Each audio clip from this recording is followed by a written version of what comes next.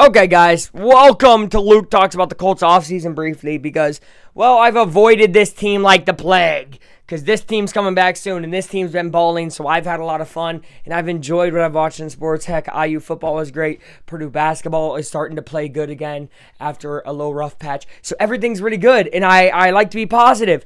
Time to make a more depressing, sad video because we're talking about the Indianapolis Colts. Guys, I'm going to be real with you. If we get a guy like Daniel Jones, I might not be too upset because I don't think he elevates enough. We probably get a top 5 pick.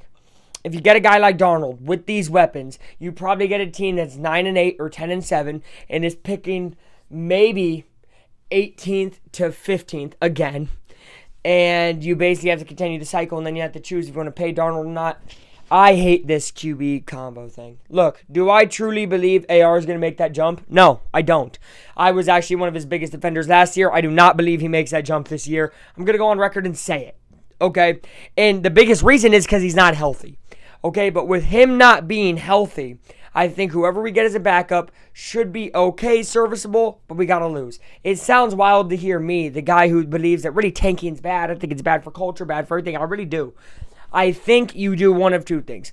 You either go in the draft and get a guy who really could be that next guy, or you get Justin Fields. The reason I like Fields is because he plays like AR. He has that ability. Steichen won't have to change the playbook. You saw how difficult the Colts offense was to watch when Flacco was in there because of how different of a dynamic that was. So if you have a Daniel Jones or Darnold who they have running abilities, but running isn't their main thing, you're kind of going to be screwed. So I say get Fields, right? He'll be serviceable enough.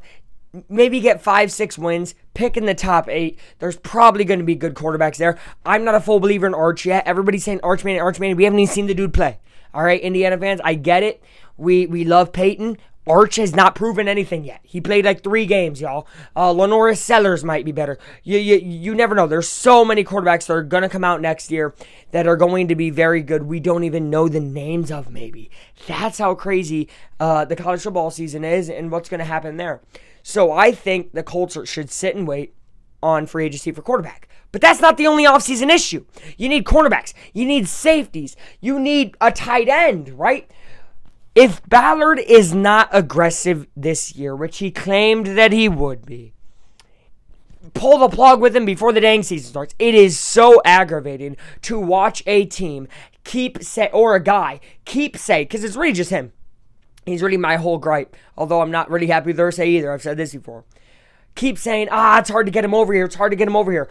Guys, look at the shirt I'm wearing. We got Pascal Siakam over here, right? We got Halliburton over here as a rookie from Sacramento. Obviously, you had to make some trades. You got to make some tough decisions. And obviously, basketball and football are not one for one.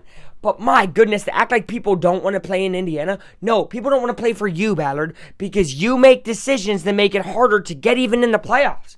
People want to go to contenders, and we're not even a contender for a wild card spot. That's the issue with Indianapolis right now. I wouldn't want to go in a place where I know I'm going to get mistreated and most likely miss the playoffs. Or am I going to go to a contender like Philly or Detroit who has a culture and is building for a Super Bowl?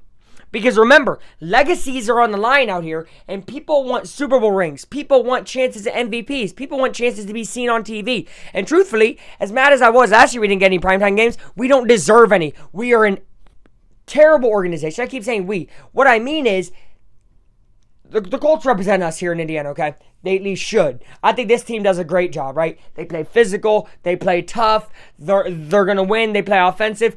A lot of us out here are offensive people in Indiana, right? You know, we ain't really defensive. We're going to tell you how it is. The Colts are pansies, bro.